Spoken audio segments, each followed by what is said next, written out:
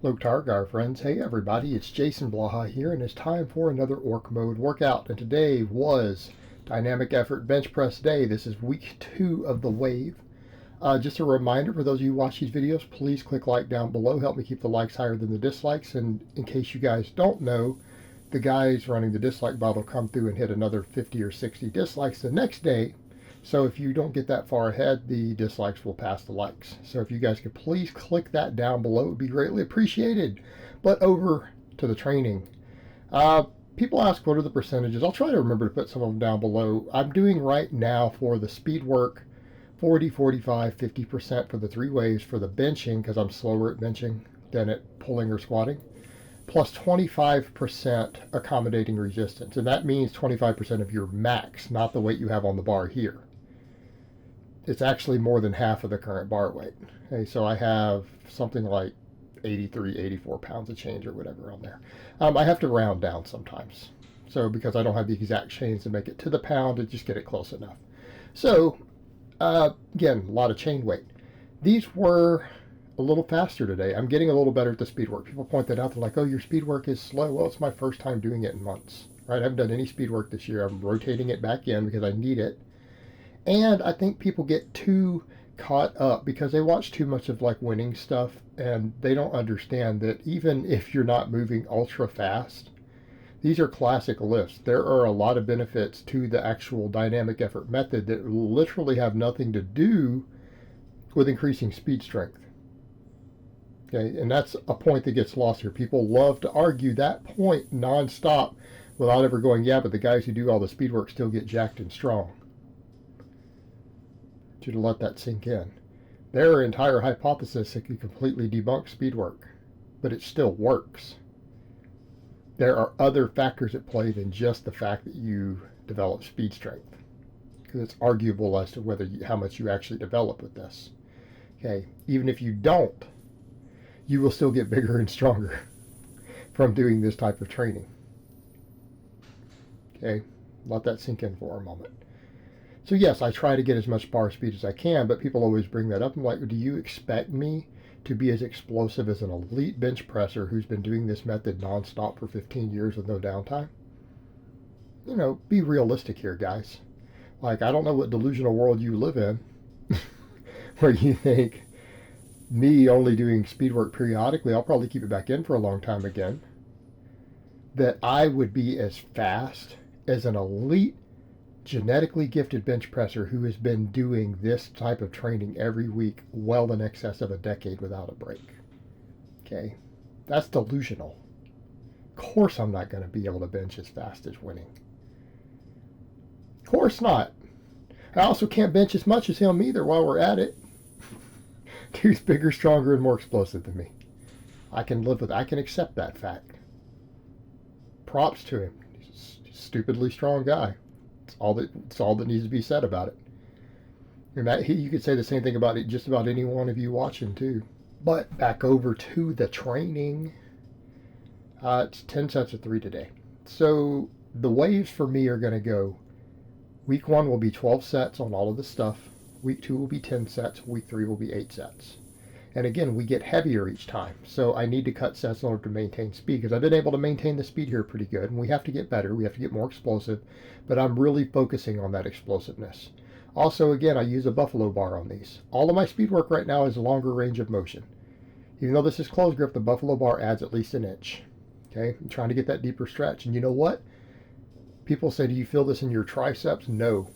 Even though it's closed grip, even though I got the chains, my pecs light up. I'm getting an enormous stretch reflex on my pecs out of the bottom. I get a serious pump in my chest while doing this. I don't really feel the tricep. We're going to discuss more and more tricep later. I'm doing something new today and it's going to probably catch flack. That's okay. People need to understand there are things that we use in a very specific context that are not used for general hypertrophy. Okay, because all this other stuff is longer range of motion, right? My speed work, which is hitting triceps, is long range of motion, right? I'm adding an inch to the range of motion.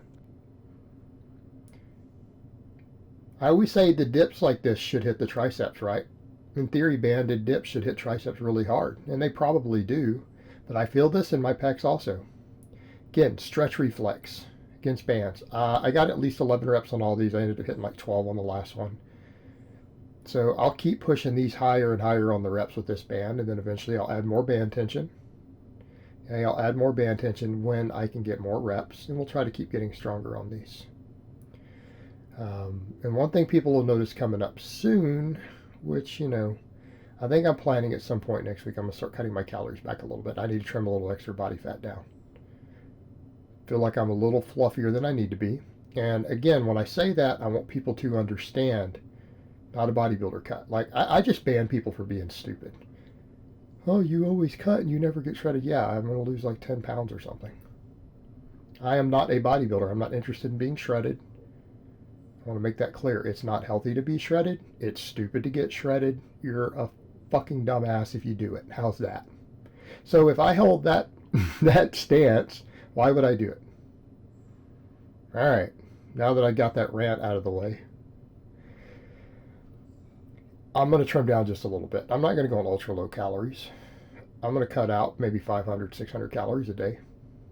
And you drop a little body fat. And I feel like I can sustain this training and make progress doing that. I have enough body fat, I can do a little bit of recomping while dropping a little scale weight. So I'll probably do that. It's good for my overall health, good for overall later for weight class and stuff down the road. So I don't want to have to cut later down the road for a weight to make weight. I would rather just get leaner and get as stacked as possible inside of class, right? That's the easy way to do it. That's the way that doesn't hurt your health. It's not hard on your body. Okay.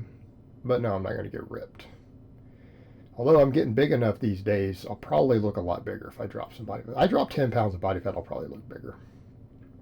So, all good. Mainly it's for health and performance, though. That's always my concerns. But the dips, my chest was just crushed after these because the speed worked first. And then I decided, okay, I told you guys before, I'm going to do some board pressing. I'm still doing close grip with this, obviously. I messed with a little bit back and forth, went to kind of really the grip I do by the third set that I do for max benching, which is still close grip.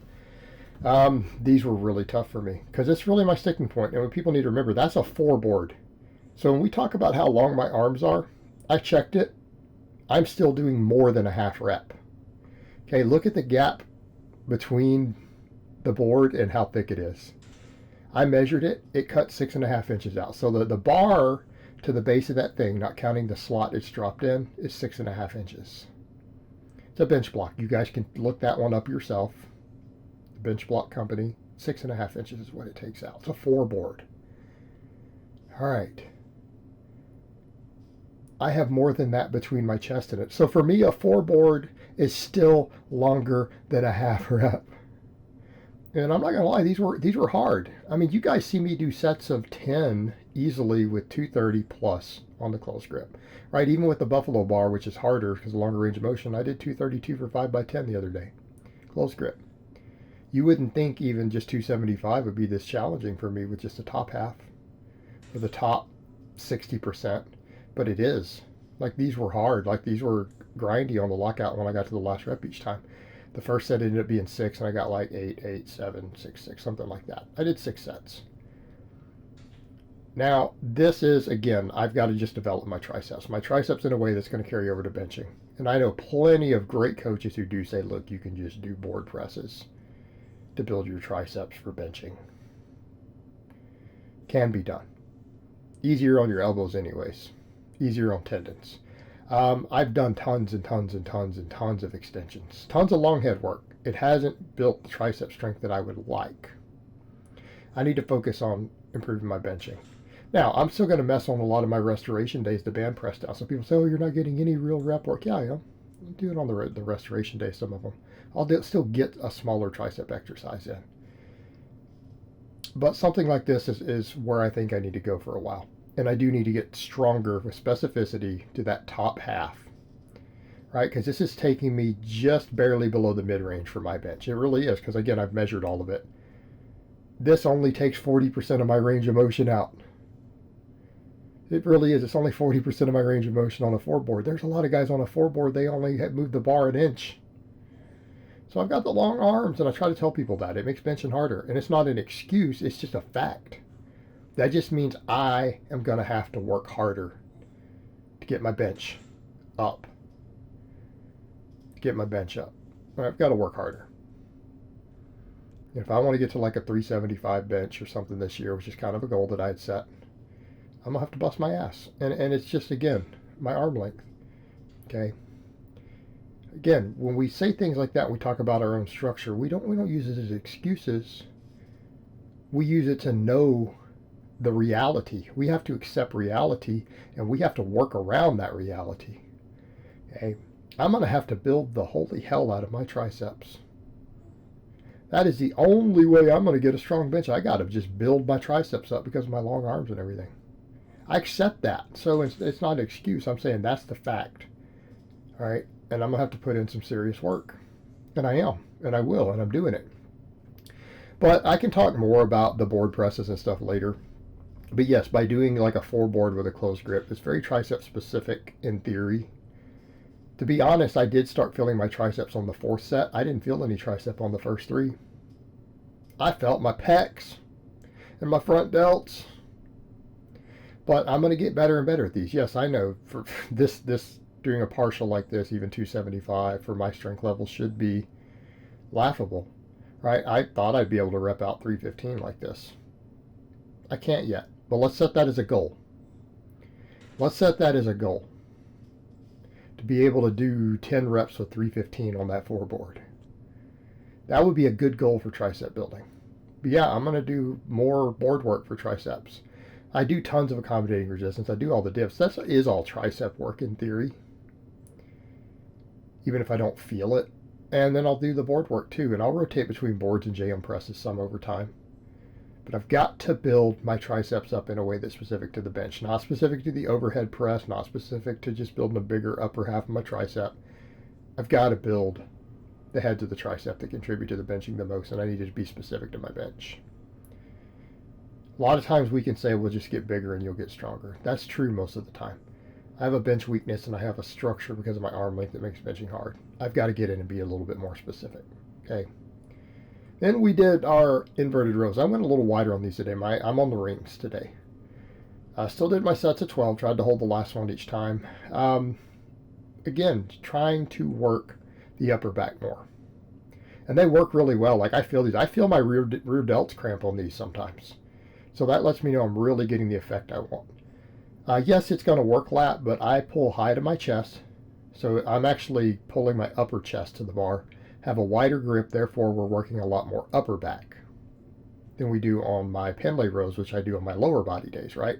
So I do 5 sets of these each upper day and then 5 sets of Pendlay rows each lower day. That gives me 20 sets of rows every week.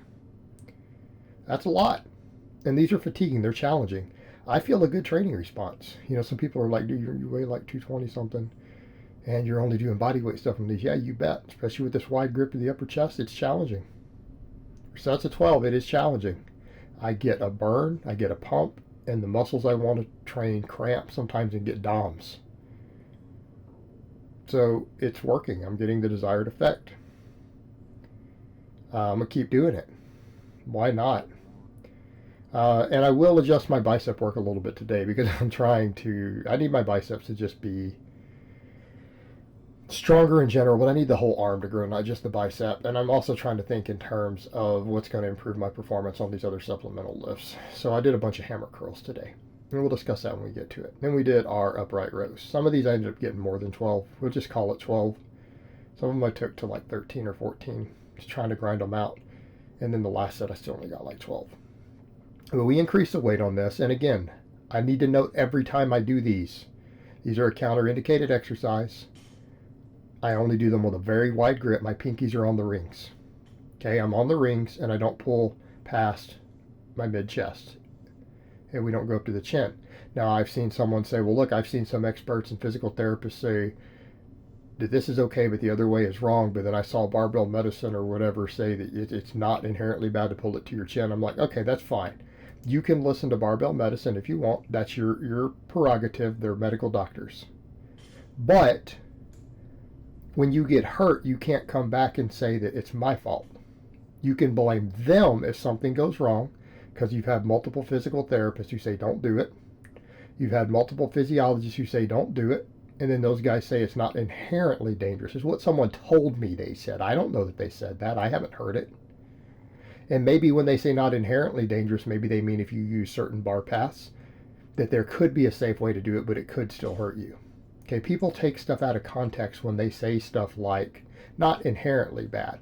Well, something can be not inherently bad, and the way you do it still causes you to need a surgery. So don't be stupid. There's no reason for you to go higher.